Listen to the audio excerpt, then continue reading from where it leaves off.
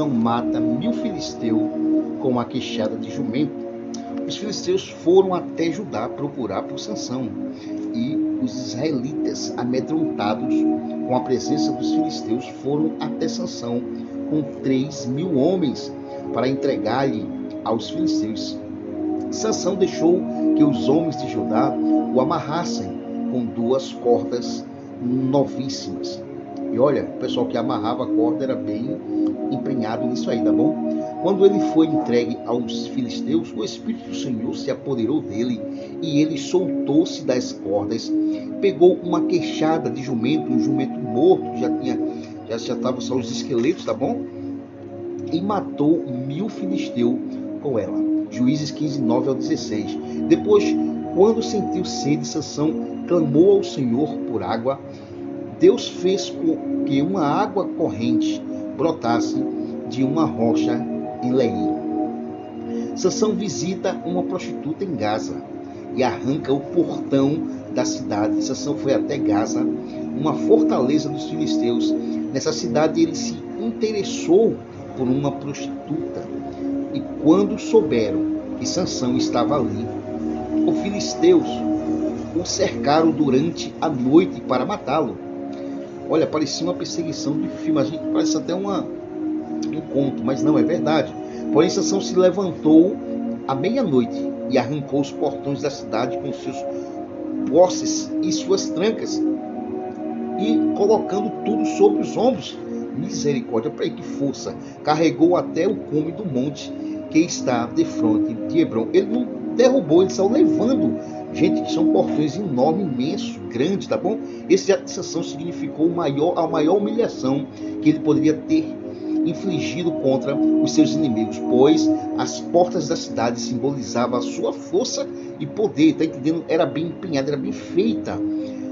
Juízes 16, do 1 ao 3, tá bom? Sansão e Dalila, vamos ver esse feito. Sansão se envolveu significativamente com Dalila e vivia perto da sua casa, e não se sabe o certo sua nacionalidade. Ninguém sabia a nacionalidade dela. Isso se pertencia ao povo de Israel, ou aos filisteus, ou a outro povo. Dalila foi persuadida pelos filisteus e aceitou suborno para descobrir a fonte da força de Sansão e contra os filisteus. As 3 tentativas, Sansão resistiu e as suas investidas, mas num determinado dia, após Dalila acusá-lo de falta de amor, Sansão contou-lhe sobre sua condição como nazireu e o significado do seu cabelo com a relação à força sobrenatural que vinha da parte de Deus sobre ele. É um perigo quando nós contamos os nossos atos secretos com Deus às pessoas. Sansão violou completamente o voto de sua aliança, e o Senhor o desamparou. Juízes 16, 4 ao 20. Dalila então rapidamente chamou alguém para cortar o cabelo de Sansão enquanto ele dormia. Já tinha alguém, tá vendo? O diabo, ele arquiteta o plano e a pessoa cai direitinho. A morte de Sansão, vamos falar. Após ter os seus cabelos cortados, Sansão foi capturado. Os filisteus o cegaram, gente, e colocaram para trabalhar de maneira humilhante, moendo os grãos. Juízes 16, 4 ao 21. Durante a festa nacional dedicada ao deus Dagom, os filisteus levaram Sansão até o templo, e a fim de que ele servisse de chacota, de exemplo para a multidão que se acumulava ali. Sansão, profundamente arrependido, clamou ao Senhor, pedindo por uma última vez a força sobrenatural que vinha sobre ele. Juízes 16, 28, você vai conferir sobre o que estamos falando aqui.